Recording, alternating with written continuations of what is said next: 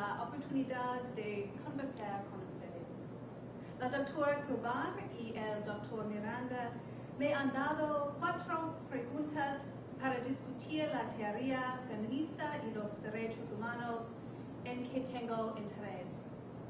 Lo siento que no puede continuar en español, porque no hablo español muy bien.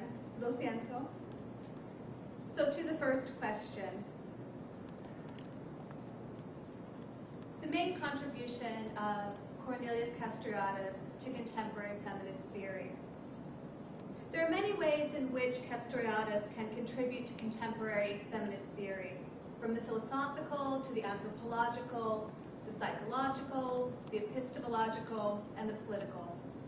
Since I read Castoriadis primarily as a political thinker, and since my own interest is in the field of political theory with a normative focus on egalitarianism, I am most interested in how he formulates the project of autonomy and the imagination as praxis-based theories. That is, I think what remains most productive for contemporary feminist theory is his articulation of the project of autonomy as a project deeply rooted in a social historical context of democratic action, and his formulation of the imagination as both social imaginary institution and as radical imagination, which are ongoing, unfolding developments that materialize our lives even if they are not simply within our control individually or collectively. I should say that I became interested in politics first out of class interest. I was raised in a state within the United States that has a history of both labor exploitation and union activism in the coal mining industry. And this is a place where there's a history of foreign land ownership, and a place that was affected in difficult ways with an economic turn from industrial manufacturing to a more service-based economy.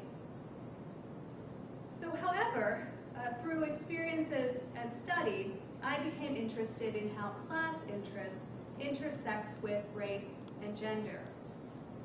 Because I was deeply dissatisfied with some of the dominant theoretical trajectories explaining exploitation on the basis of class or race or sex, such as some reductive Marxist ideas of class alienation that could be simply unmasked to free workers, or the identity politics debate that shaped race theory and feminist theory, whereby simply being conscious of one's identity as an African American or a woman was enough to engage in progressive politics, or with what became known as the category of woman debates that followed, where the issue was to try to get the category of woman right in her multiple identities, i.e. a black woman with children, to be more representative politically.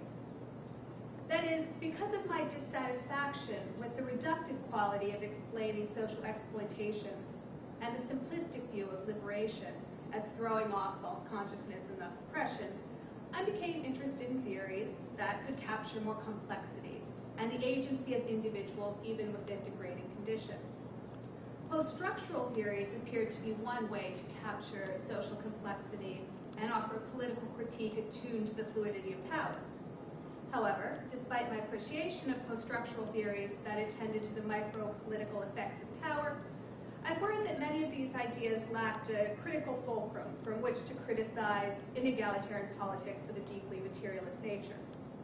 To be overly simplistic, I was stranded then between the reductionist theories on the one hand and politically disengaging theories on the other, and then I found the work of Castoriadis. I was in Berlin, Germany, doing a language class, and a person who's now a friend suggested I read his work, because we both shared an interest in left-of-center politics, the imagination, theorizing complexly social inequalities.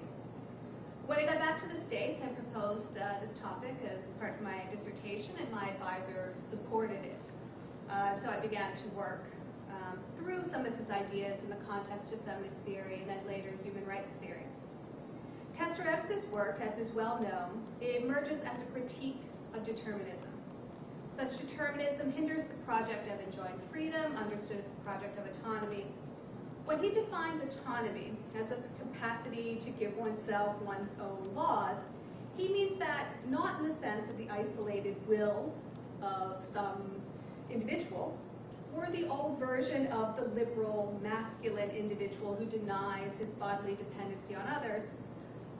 Instead, I think Castoriadis' vision of freedom as a practice-centered action can dislodge determinist theories that would put women into political play as pre-political subjects who just need to be freed from domestic violence or some other oppression to be free, or the idea that women are singular beings whose interests are the same and we just need to get the representation right for egalitarian fairness. That is, Castoriadis' idea of autonomy as a goal and practice shifts the terrain of feminist politics from finding the real interests of women or the best representation of women, and then deploying that subject instrumentally for normative goals, as if this is to be politically empowered for all women, to one where to achieve the moment of speaking collectively as we women, as if this is to be politically empowered for all women, to one where to achieve the moment of speaking collectively as we women is a political and contingent achievement. So, for example, we women who are fighting as mothers for clean water against industrial waste do not pre-exist as a group before the action of autonomy. It is possible to imagine women as political actors in the public sphere in this way because we can imagine women being persons who can occupy that space to defend the health of the community, their families, their friends, themselves. It's because of the context of struggle that motherhood and environmental health issues become valuable images for persuasion. The importance of this idea of autonomy as action is that it highlights the importance of politics understood as democratic horizontal action. And this is an action that we do in concert with others. And therefore, we ought not to be complacent that we can simply export this model without change to another location, or that women will always act as mothers in politics. We don't get these shortcuts around cultivating the habits of democratic critique in action or the need for political judgment about justice in time and place. Autonomy also has the advantage of being a richer theoretical and practical vocabulary than rights, which, while important, have limitations in terms of sometimes being too individualizing or of covering over structures of power to emphasize individual will and individual failures, usually said to be moral failures. If someone can't pull themselves from poverty or destructive behavior, it must be their own individual fault. Therefore, I follow others who have turned to action or praxis-based theories, such as those of Hannah Arendt, to suggest that the project of autonomy at the individual and collective level means that it takes political work to formulate political claims made in the name of women. We can't avoid making political judgments out of fear of being accused of relativism or of a false universalism. As Castoriadis remarks, we can't just be a gaping question mark when we make political claims. We stand somewhere and as someone. But that standing and that claiming is forged within a social historical context on which we lean for our vocabulary and on particular social imaginary significations, autonomy of rights, justice, equality, by which we act with others. This is why democracy as a horizontal practice matters so much to Castoriadis, since if we claim to want autonomy for ourselves, we have to want this for others. And we have to stand somewhere in speaking and acting with others. Unlike Arendt's vision of political action, however, which can be disembodied, Castoriadis' vision remains deeply material, even if he didn't always theorize the phenomenology of experience or embodiment. Indeed, his idea of leaning on, either on social imaginary significations or on the material of the body, needs more development in his work. But it is clear that this formulation of the imagination is a way to materialize social meaning that conditions our lives.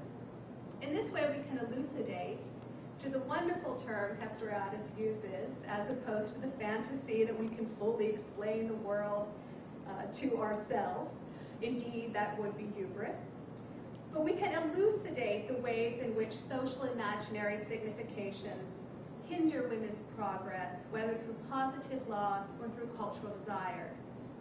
When in the United States, those gathered at Seneca Falls for the Women's Rights Convention in 1848 that produced the Declaration of Sentiments wrote the last point in their long train of abuses, they said this, quote, "He has endeavored in every way that he could to destroy her confidence in her own powers, to lessen her self-respect, and to make her willing to lead a dependent and abject life," close quote. In articulating this harm, those who signed the Declaration of Sentiments, and they were men and women, are not talking about rationality as a way to overcome this destruction of confidence in her own powers, but about a revolution in the imagination. That is, it takes a transformation in social imaginary significations of gender to allow women to be more free and equal. This is revolutionary. It must be possible to imagine women as such for this to be so. This radical function of the imagination is essential to understanding how it is that women can even be thought about as equal citizens or entitled to be lawyers or ministers. This radical imagination is the outcome of intentional and unintentional political action. We can't simply deduce that women would be given the right to vote eventually from the tenets of liberalism, for example. Rather, we should see this outcome as the result of contingent political action. That is, if we want to take freedom seriously as a feminist goal and debate how women and men interpret that freedom as a process of self-authorization and self-limitation, then we would do well to focus on politics as a practice that solidifies and dissolves identity categories. I think Castoriadis is right to suggest that it is the imagination that helps to materialize reality, not material reality that determines what things mean.